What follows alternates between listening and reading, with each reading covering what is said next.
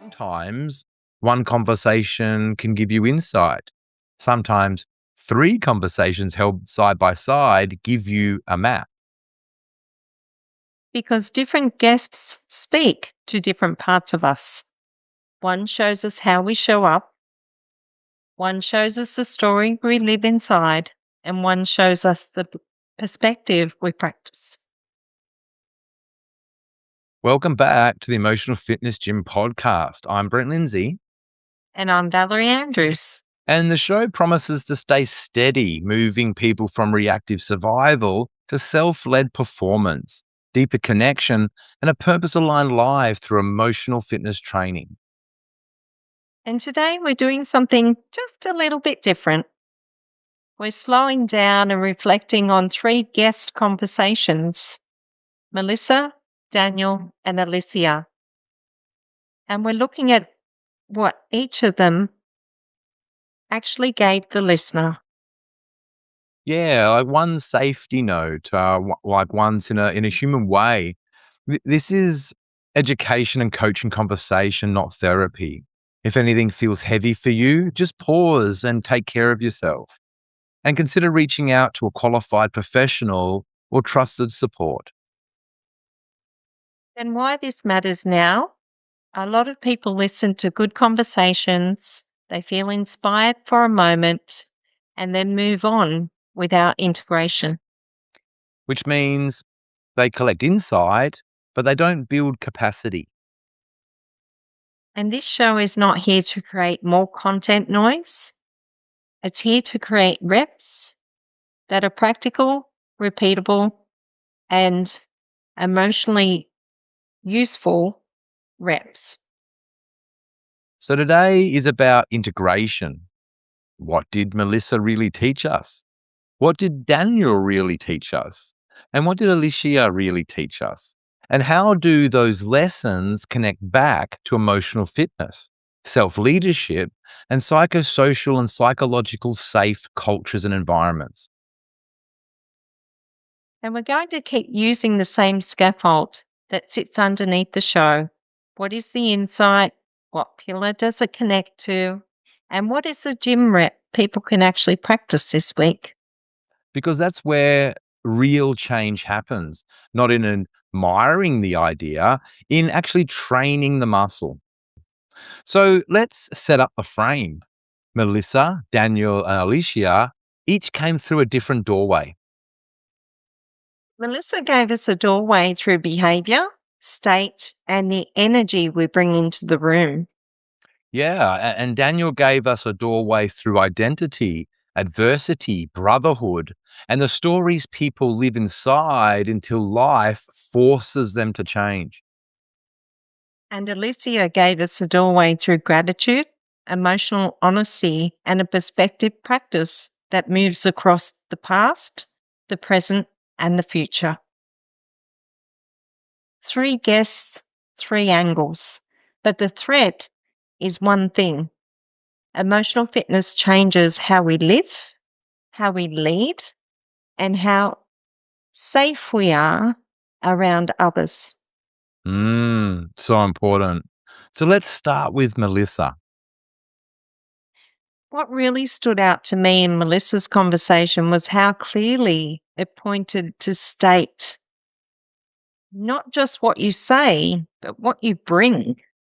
Yeah. And that matters because a lot of people still think communication begins when words come out of our mouth, right?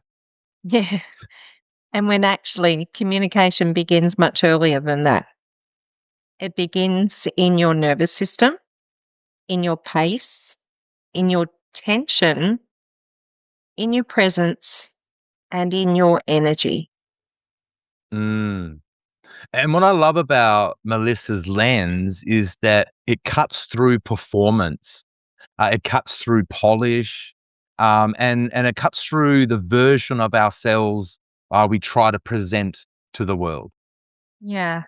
Because when behavior and state are being reflected back clearly, you do not get to hide behind intention. Exactly. And that's such an important emotional fitness lesson. Your intention matters, but your impact matters too. Yeah, yeah. And so if I was summarizing Melissa's core gift in one line, it would be this: you're always communicating even before you speak. Beautiful. I really love that. And that matters in teams, it matters in our leadership, if we're parents, so important in our partnership, and as a facilitating or coaching or consulting in business leadership, it's all of it.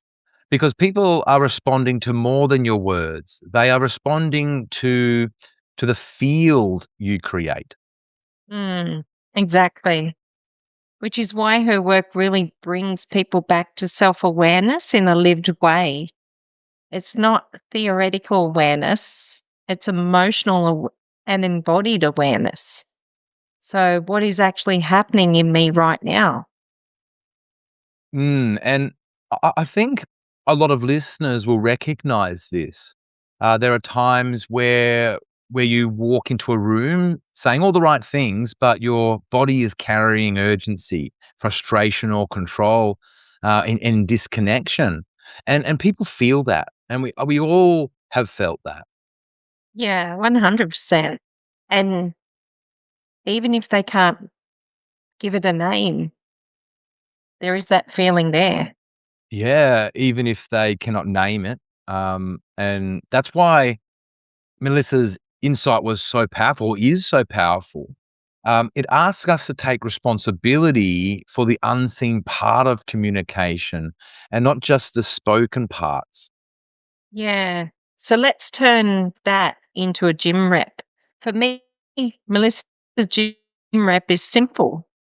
Before you enter the room, notice your state. Yes, before a conversation and before that next important meeting or that hard text, is in the times before hearing that feedback that we most certainly need to do openly, and before those family moments that we're doing it all for, to be in that presence.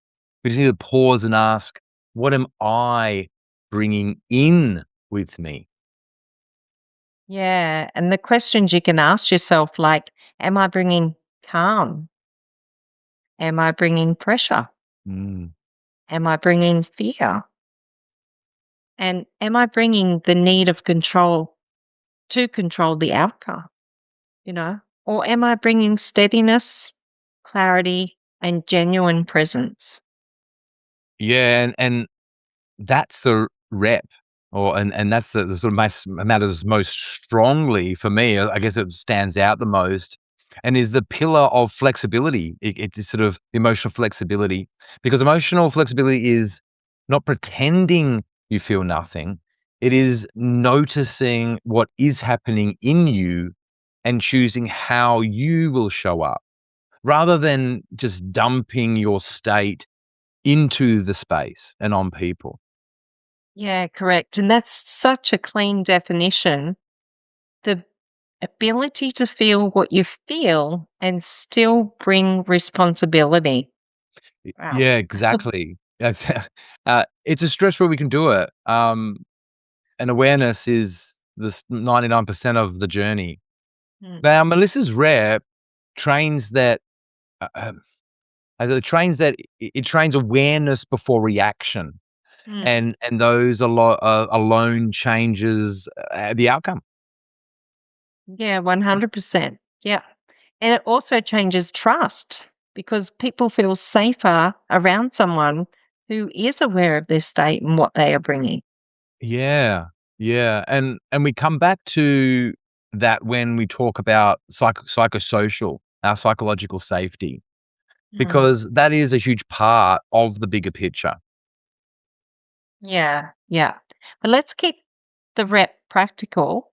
So if you want to use Melissa's lesson this week, use one breath at the doorway, one breath before the room, and one question: what am I bringing in to this Mm, space? that's such a great question. Mm, And that prep, so easy to sort of implement that. in our Mm. busy lives and that rushing schedule. Yeah. And if the answer is I'm bringing tension, then don't shame it, regulate it, slow it, own it, and choose what you want to bring instead of that awareness of that thing you caught, that automatic. Yeah, yeah. And that's the work. And it's small enough to do it in the real life. Yeah. And so Melissa gives us state awareness. Notice the who you are becoming before you enter the room you're walking into. And have, I guess it's that awareness of who we are in the present moment. We can't always hold, but we can always bring ourselves back to. Yeah, yeah. And that line alone is gold, So giving it that state awareness, yeah, really. yeah. I think I mean, also, you would agree, Valerie, your journey. I think when the more you have awareness, and the less of the shame and the guilt, the more you create space and that pause to process. Yes, exactly. Yeah. Yeah. So, where are we here? So, let's do Daniel. Let's talk about Daniel. Um, Yep. yeah, go for Okay. it. So Daniel's a different conversation, right? Mm, So he opened a different kind of conversation towards everything, and his episode moved more directly into adversity, identity, men, brotherhood, and what happens when people live inside a story for too long. yes, and that thing that landed most strongly for me is that a lot of people do not change when they could, especially men, and they wait until something tragedy happens, and they change when they have to. You know, disease, big life change, or something that's unforeseen that makes them. Yeah, yeah, and that's hard but true. And especially in spaces where strength has been confused with suppression, where leadership has been confused with holding everything alone as well, and where worth has been tied to performance. That stoicism or resilience without truth. Yeah, look, I love stoicism. There's some great things there, but it misses, I think, capacity for connection through emotion, Val, Mm. which I believe there's a new stoicism. It's called emotional fitness. Yeah, I agree. Yeah. So, right. So, Daniel's conversation points to the fact that people can get trapped inside an identity long before they realize it. The capable one or the strong one, that the provider, the one who copes all the time, or the one who never asks for help. Yeah, yeah. And those identities can look admirable from the outside, but still becomes prisons on the inside. Exactly. Because once your identity is built around a role that keeps you safe or useful and admired, especially needed, it becomes very hard to question it. Yeah, yeah.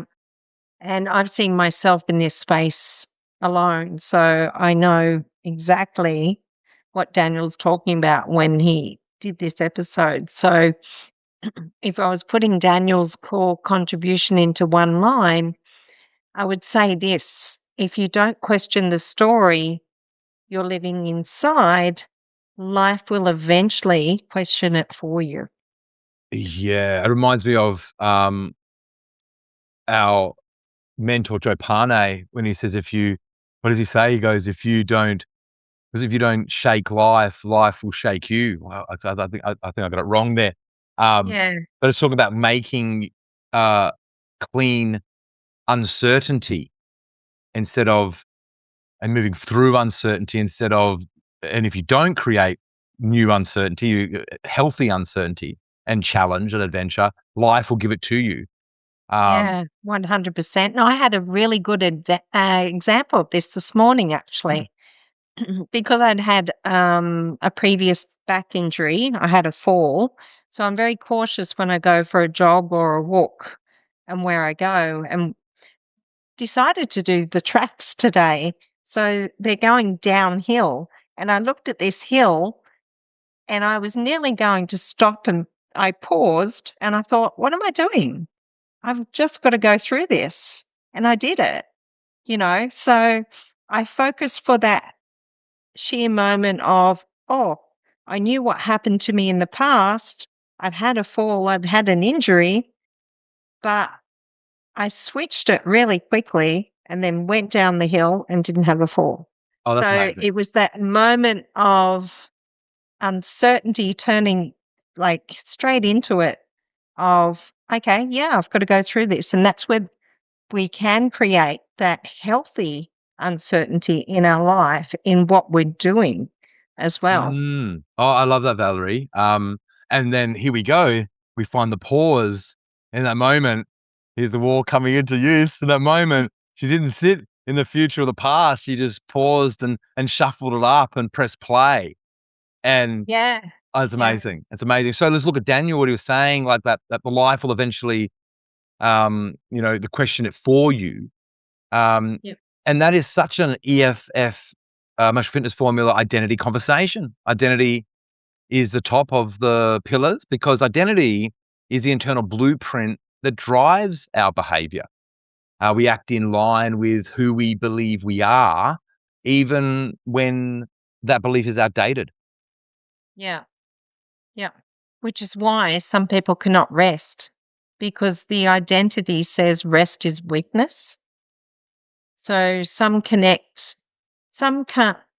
receive support because the identity says needing help is failure. And some cannot tell the truth because the identity says vulnerability equals risk. And Daniel's conversation also brings in brotherhood in a meaningful way Mhm. because being seen by another man or honesty being witnessed by other people without performance, excuse me, and without posturing can be one of the most or one of the conditions that makes that truth from ourselves possible. Yeah, yeah. Because a lot of people do not need more advice first. They need a space where the story can be questioned without shame.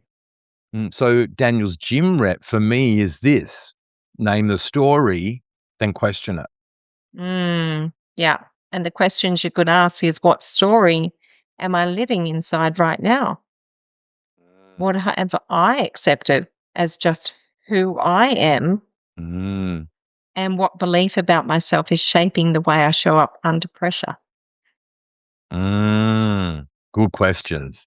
I Yeah. love that. Yeah. And then the deeper question: do I want to keep living from that story? Mm. That's a such strong rep Mm, because the moment the story becomes visible, it loses some of its power to yeah, run the system invisibly. Yeah. yeah, exactly. And that's why Daniel's contribution maps most clearly to the identity pillar in EFF. Not Mm. because identity is the only thing happening, but because identity explains the behavior, the loyalty people have over old patterns. Yeah, yeah, for sure. And in real life, you could practice that rep like this. When you feel activated, ask what story just got touched. You know, I'm not respected. Mm, I'm alone. I have to hold this. I can't mm. fail. I'm only valuable when I perform. Man, I lived them. Then you ask yourself one more question: is that truth or is that conditioning? Mm. Mm, And that one question can interrupt so much automatic behavior. so much. Because and it creates choice, which is what all emotional fitness work is trying to restore. Mm.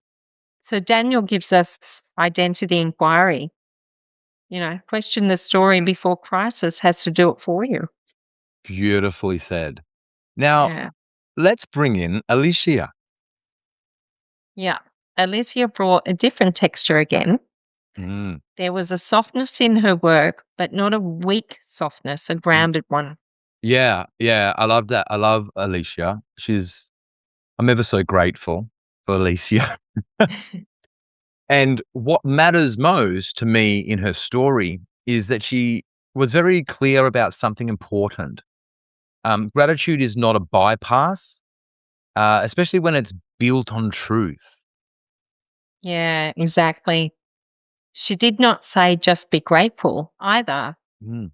and skip the feeling. She spoke about acknowledging the feelings and emotions before moving into gratitude. That distinction is everything because without gratitude, or I suppose without that distinction, gratitude can become denial, or we might have heard spiritual bypassing. It can become pressure. It can become another way to silence ourselves.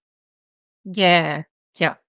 But Alicia's model's different because she talks about the past, the present, and the future. So gratitude moving in the three directions, helping people heal, feel, and hope. That is such a strong emotional fitness practice because it Yeah, widens the lens without denying reality. for sure. And so if I was summarizing Alicia's contribution in one line, I'd say this: perspective changes when gratitude becomes honest, embodied, and directional. Beautifully said. Because Yeah. what she offers is not positivity for the sake of positivity. It's a way of relating to life that includes the past, honors the present, and opens possibility for the future.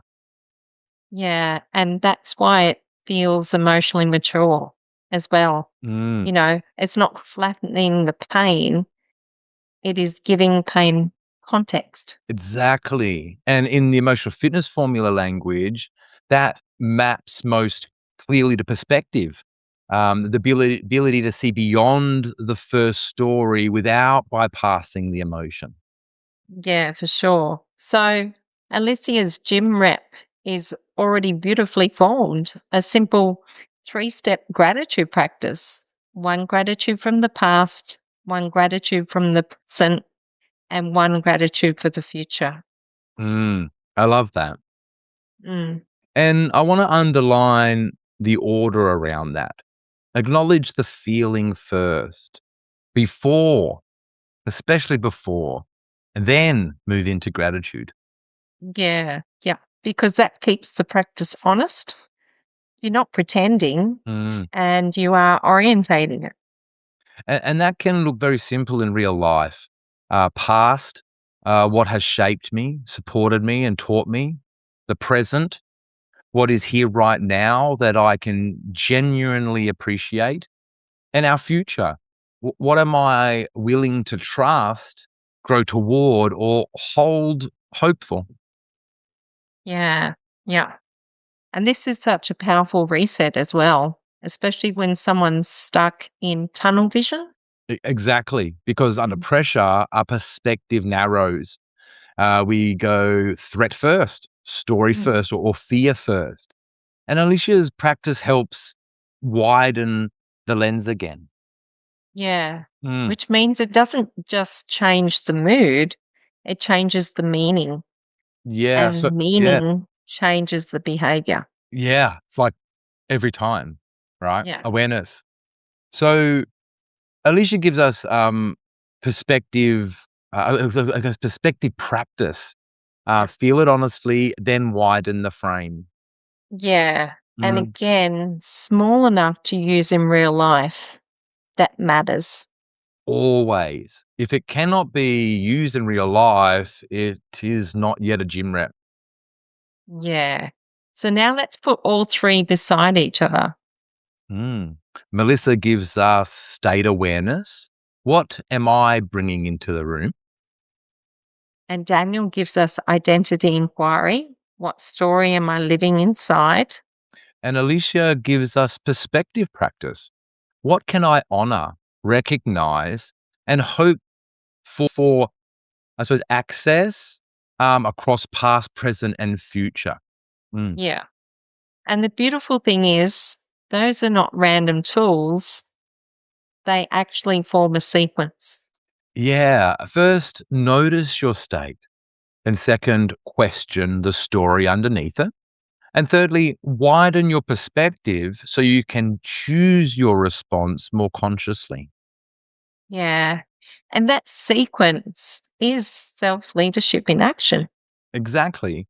Because emotional fitness is not about collecting more language, it's about training the ability to notice and regulate and then respond with repair. Yeah. And these three guests each gave us a different part of their training path as well. Yeah, which is why this reflection matters so much. Sometimes it is only when you place conversations side by side that the deeper framework becomes obvious. Yeah. So we've got the state, we've got the story, and we've got perspective. Yeah, that is a very usable sequence. Yeah, for sure. And it brings us naturally into the bigger question: why do these reps matter so much for psychological and safety? Because psychological safety and psychosocial environment safety are not built by good intentions alone. They are built by people who can self lead under pressure. Yeah. And that matters. Whether we're talking about a workplace, a team, a family, a relationship, a community, or even podcasts, conversation like this. Mm. If I'm unaware of my state, I leak it into the room, and I've been definitely the perpetrator of that one. I don't- If you've met me. I'll put my hand up like that. But for me personally as well. Yeah, yeah, and when until you have awareness and then release the shame, and then you can deal with it. But if I am fused with my identity story, I project it onto others. If I have no perspective, I make fast meaning and it turn temporary emotions into truth. Yeah. Mm. And all of that affects safety because other people feel the unpredictability, the pressure, the blame, the volatility, Mm. and the lack of clean containment. Exactly, which is why self leadership is not a personal development journey. It's a relational responsibility. Yeah, for sure. And that line matters relational responsibility. Yeah. Mm. Because the environments people thrive in are environments where reflection is stronger than reaction. It's where boundaries are respected, where people can speak without fear of being shamed or used, and where the nervous system is not constantly bracing. Yeah. And that starts structurally, yes, but it also starts interpersonally. So one regulated person changes a room, one dysregulated person can destabilize one too. Yeah, right. And so when you practice Melissa's rep, you reduce emotional leakage. When you practice Daniel's rep, you reduce identity driven projection. And when you practice Alicia's rep, you reduce distortion and hopelessness. Yeah. So which means these reps do not just help you, they help the people around you feel safer. Safer to speak, safer to disagree, and safer to be honest, and are safer to repair with you, safer to open up and grow. Yeah. And that's the real point, isn't it? This is not self work as self obsession. This is self work as stewardship. Yeah, beautifully said. Stewardship. Yeah. So let's give our listeners one integrated gym rep for the week. Yes. Okay. So a single sequence they can actually practice, right? Right. So let me just have a sip of a more emotional fitness. So I'll have to get Valerie one so we can do like dual emotional fitness sipping. Now, here it is for the next 7 days, guys.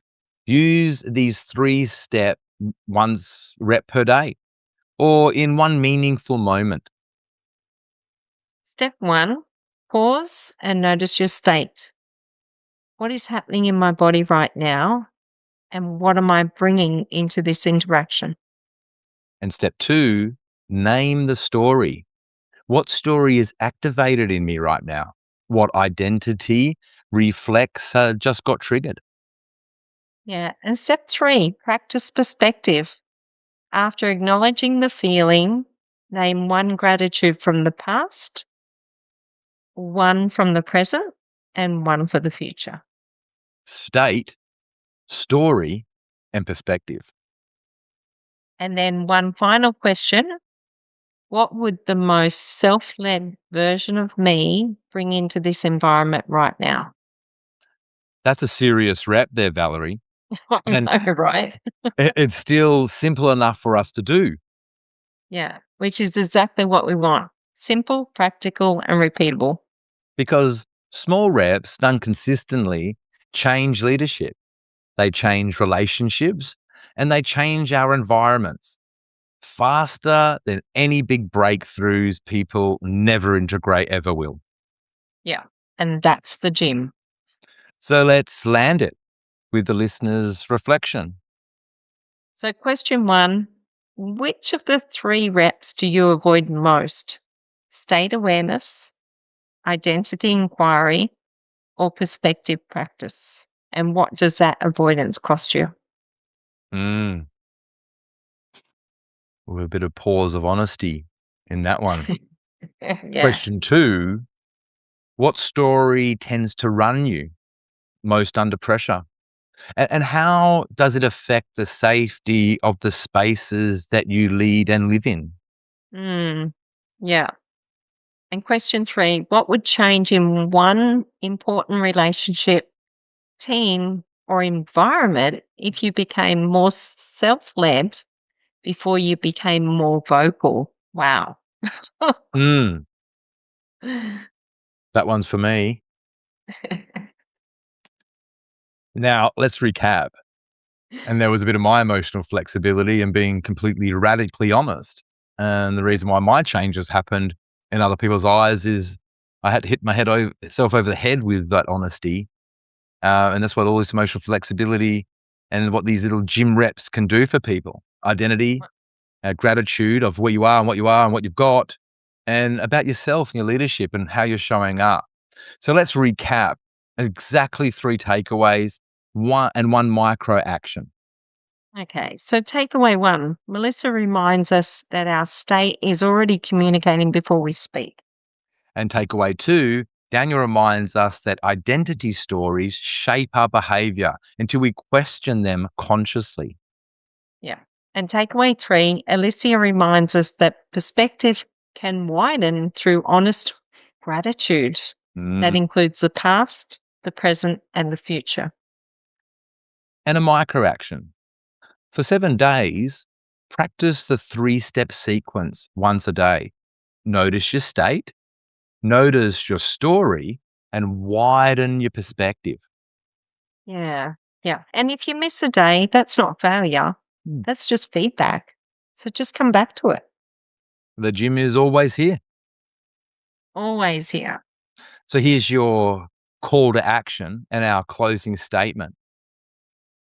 If this episode helped you integrate what these guests shared, follow the show and share it with someone who leads people, supports people, or cares deeply about building safer, more grounded environments. Because emotional fitness is not just about feeling better, it's about becoming safer to be with, clearer to work with, and more responsible with the influence you carry. And that is such an important refrain.